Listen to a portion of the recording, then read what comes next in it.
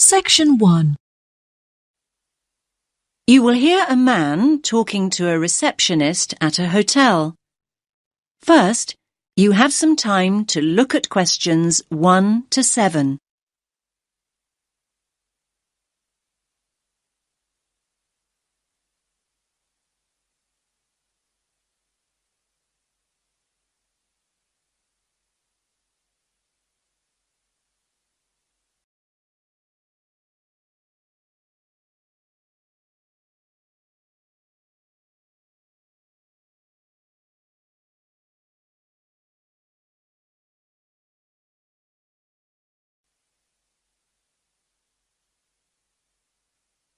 Listen carefully to the first part of the conversation and answer questions 1 to 7.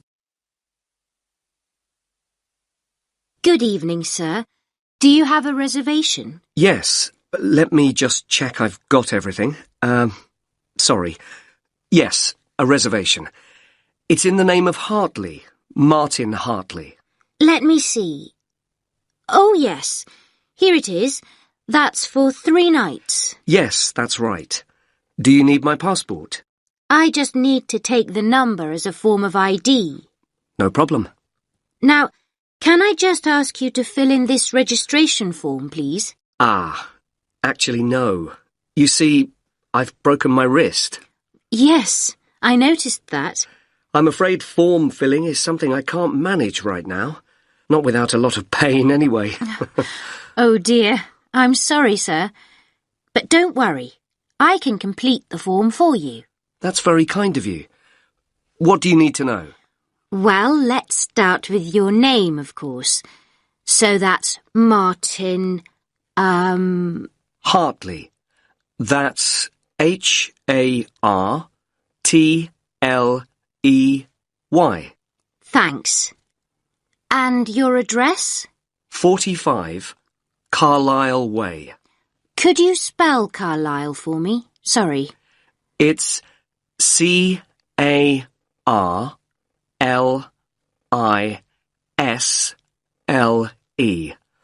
You don't pronounce the S. Carlisle Way. And that's in Lewes. Lews. And is there a state? I don't think you have states in the UK. No, we have counties. It's East Sussex.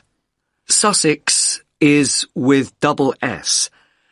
The postcode is LW4 6AU. Do you want my phone number? Actually, no. We contact people by email now. Ah, yes. And send me lots of advertising too, I suppose. My email is hartleynitram@yahoo.co.uk. Sorry. A bit slower, please. Hartley, my surname, then Martin backwards, NITRAM. That's all one word. And all lowercase? That's right. No capitals. At yahoo.co.uk. Thank you very much, Mr. Hartley. And could you give me your passport now, please? Thanks. You can have that back now. And that's for 3 nights, so checking out on Sunday morning? OK. You're in room 16. That's on the first floor, overlooking the courtyard. Here's your key. Would you like somebody to take your bag? Now you have some time to look at questions 8 to 10.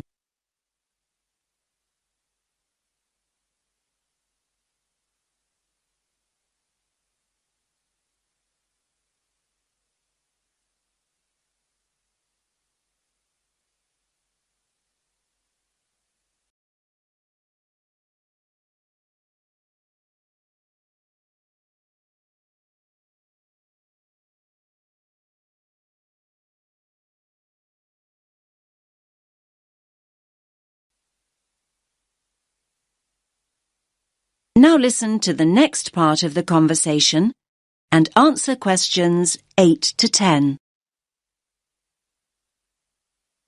Do you have a map I can take? Yes, of course. We've usually got lots of them here. Somewhere. Ah, yes. Here we are. Thanks. Could you show me where we are exactly? Let me have a look. Yes. This is our street here, Avenida Constitución. The bigger hotels are marked, so let me just see which one is us. Here. Yes, here. This is Hotel Columbus, just before you get to the museum. I say just before because that's the way most people get here. I mean, coming from the main square where all the buses stop, or from the station. Yes, that's the way the taxi came in from the airport. I thought we drove past the museum, though, just after we went through that big square you mentioned. Ah, you probably mean here. That's actually an art gallery. It's worth having a look round, but the museum's more interesting. I think so anyway. Thanks for the tip. I hope I get time. Right, well, tomorrow I've got to be at the conference centre. They told me they'd put me in a hotel that wasn't too far away. Oh, yes. The conference centre's not too far at all. Let me see. Yes, down here. You can walk there in 7 or 8 minutes. Just cross over the road and go straight down this street here. That will take you towards the newer part of the city. Walk on for a couple of blocks, and then when you get here, you just have to go right a very short distance, and then you'll see the conference centre above the other buildings. It's quite big. I see. That all looks quite straightforward. Thanks very much. My pleasure.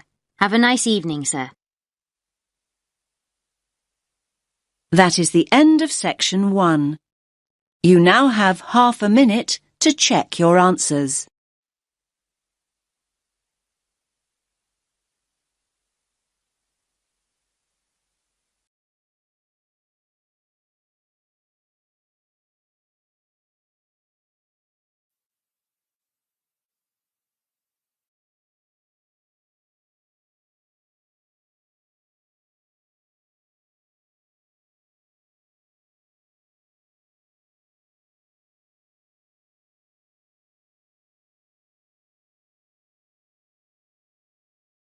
Test 3, Section 2.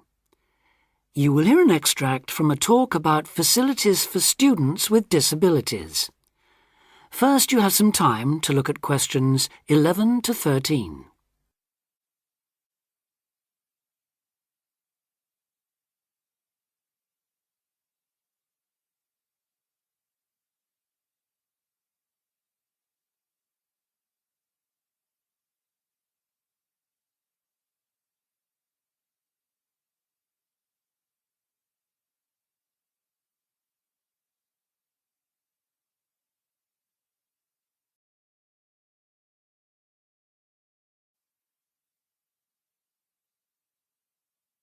Now listen carefully and answer questions 11 to 13. Welcome to Student Times, the programme with all the latest on what's happening at universities around the country. Today we'll be discussing disabled applicants and the kind of support they can expect to find, or not find, at the university of their choice. With me to tell us more is Student Disability Advisor Sally Taylor. Good morning, Sally. Good morning, Hugh. I'd like to start by pointing out that although 1 in 4 people has some kind of disability, the proportion among students is much lower. This is partly because most students are under 25 and many people only develop their disabilities as they get older, but it's also because some universities don't do much to encourage access. It is true, though, that some have quite sticky problems when it comes to, for instance, wheelchair access, ancient buildings, cobbled streets built centuries ago, and so on. When faced with such a situation, some universities make an extra special effort to provide for students with particular disabilities, while others have specialist accommodation.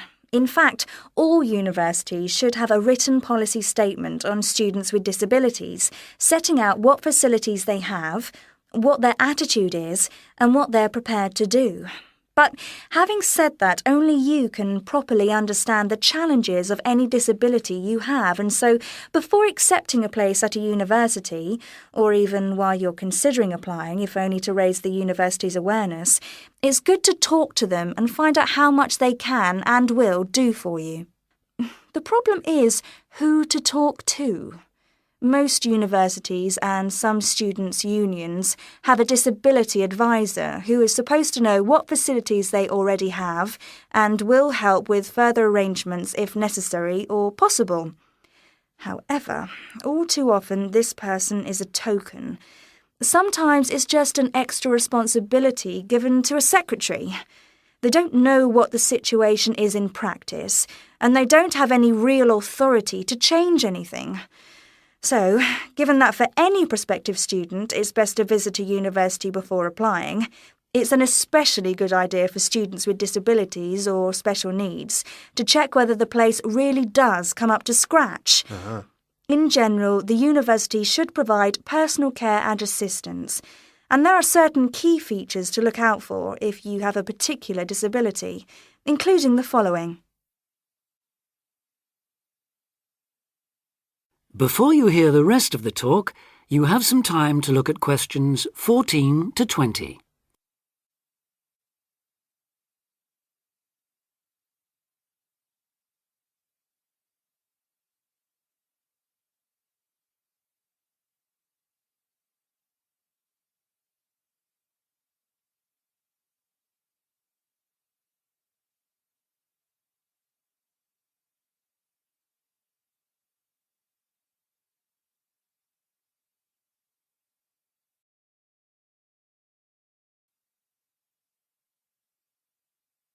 Now listen and answer questions 14 to 20.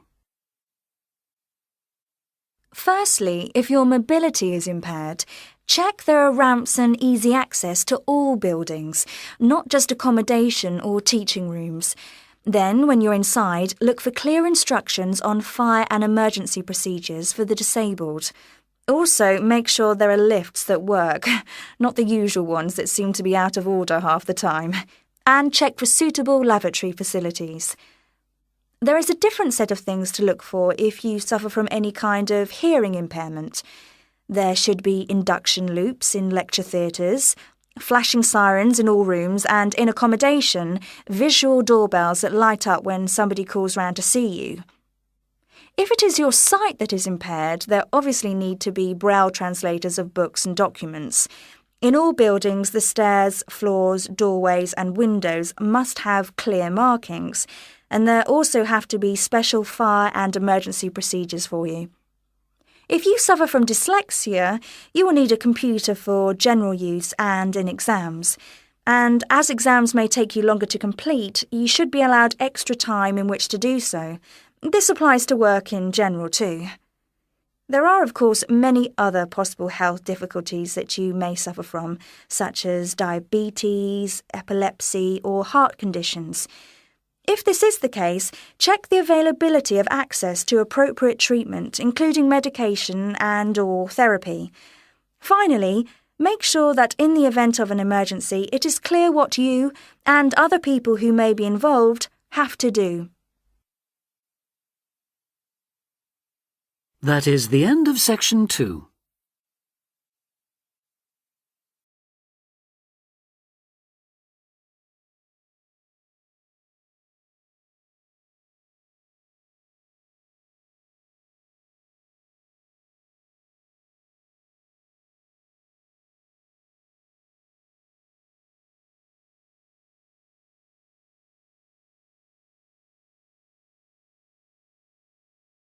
Turn to Section 3. Section 3. In this section, you will hear a radio interview with a scientist, Dr. Clark, on the subject of global warming. First, look at questions 21 to 25.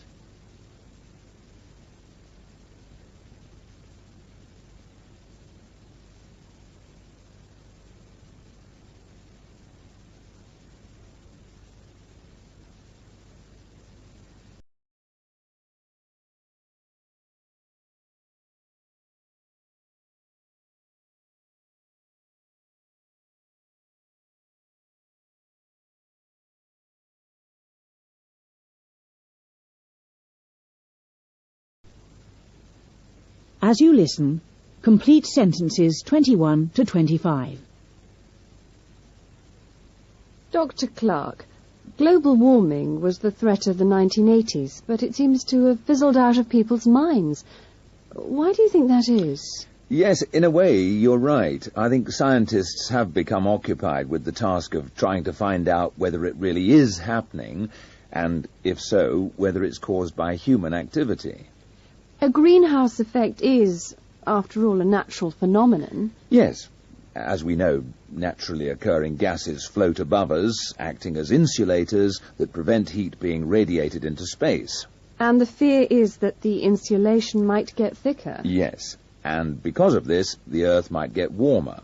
The latest prediction we've heard is that temperature will increase by about 1/3 of a degree every 10 years. What are your feelings? Well, this prediction is difficult to make. You see, the global climate is the result of a web of influences. Who is to say that a simple action such as adding carbon dioxide to the atmosphere will not have several effects which might even cancel each other out? And I understand that the prediction is hard to verify, whatever. Precisely. Why is that? Because the Earth's temperature surges and subsides naturally. In fact, the best way of detecting global temperature change is to measure the temperature of the oceans as accurately as possible. And this avoids the sort of seasonal fluctuations of the temperature of landmass? Yes. In fact, an understanding of the oceans is crucial to understanding how the global climate works. The ocean transports heat around the globe. It's like a great reservoir of heat. A tiny change in sea surface temperature denotes a huge change in the amount of heat it is storing.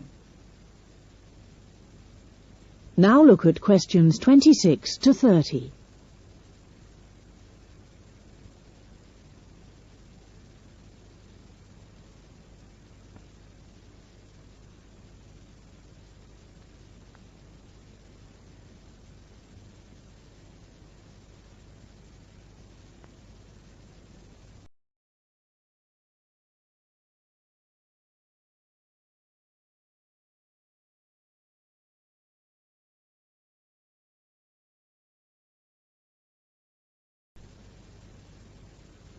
As you listen to the rest of the interview, answer questions 26 to 30.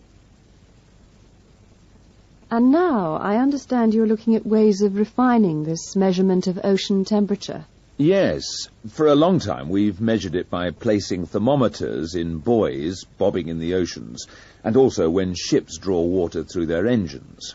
It's also been done by satellite, hasn't it? Yes, but now data from a more promising system is being collected. This is the European Along-Track Scanning Radiometer, or ATSR, a much simpler name. The ATSR orbits the Earth above us. And what stage are you at with this? Well, it's been up there 2.5 years now. It's an infrared detector that senses the Earth's temperature with great accuracy, and this is what we need. We have to be able to separate out random changes in temperature. I believe there are other advantages as well. There are several. Every few days it covers the entire Earth, so it produces large quantities of data. It measures the temperature from 2 angles, which allows correction for any effects that the intervening atmosphere may be having on its readings. Its field of view has a width of 500 kilometers, and it measures the temperature to 0.3 degrees centigrade. And it should go on for years. Yes. Thank you, Dr. Clark, for talking to us today. And now over to you, Sue, in our Manchester. That is the end of section 3. You now have half a minute to check your answers.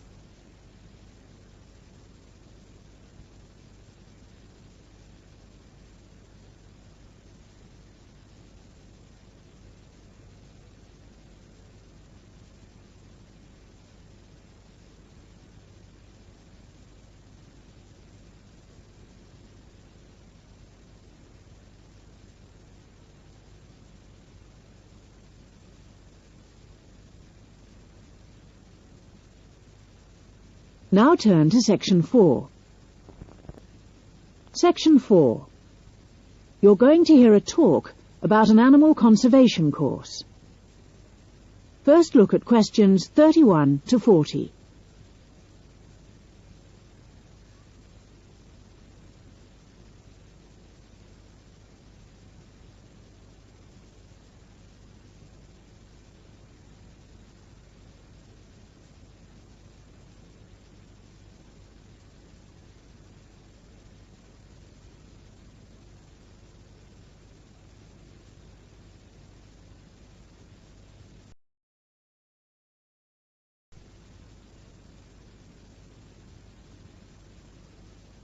As you listen, complete the notes by filling in numbered spaces 31 to 40.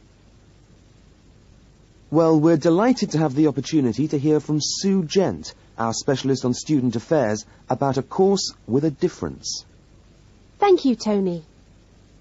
Many people think that conservation is just about saving fluffy animals. What they don't realise is that it is a war to save the human race from committing suicide. Strong words, but this was the belief of the famous conservationist Gerald Durrell. Gerald Durrell was an English conservationist who dedicated his life to the conservation of animals, and among his many achievements was the establishment of a zoo in Jersey. There, he set up the Wildlife Preservation Trust, which conducts courses on preservation and attracts students from developing countries. Many of these students are making their first trip away from home. The students who come to Jersey to study are of all ages. The first was a man called Yusuf Mungru, who came from Mauritius in 1977. He was particularly interested in the conservation of large African birds. When he arrived, there were only 4 Mauritius falcons, these are big birds of prey, left in his African homeland. Now, since he has returned, the numbers have increased to 200. When Yusuf first arrived in Jersey, he was unused to the freezing winters, so he liked to spend time in the reptile house. He said it was the warmest place on the island. So let's look at how students are chosen to participate in one of the zoo's programs. Well, according to their teacher, their work or study must involve animals. The zoo is proud of the fact that many of its graduates are now in positions to influence the way animals are kept and utilised for conservation. Once they start the course, the students have to spend a lot of time studying the English language. In addition to that, they also have to cover many aspects of animal conservation.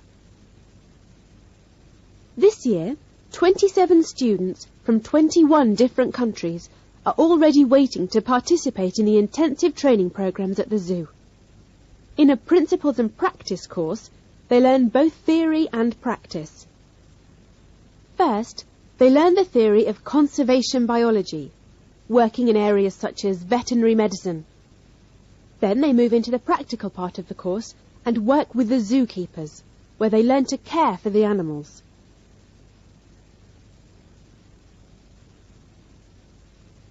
Over 350 full-time students have graduated since Yusuf Mungru, and, like him, some graduates have made big names for themselves in the zoo and conservation world. A former Chinese student is now responsible for captive breeding and conservation throughout his country, and a student from Mauritius who trained at the zoo is the present conservation officer for Mauritius. That is the end of Section 4. You now have half a minute to check your answers.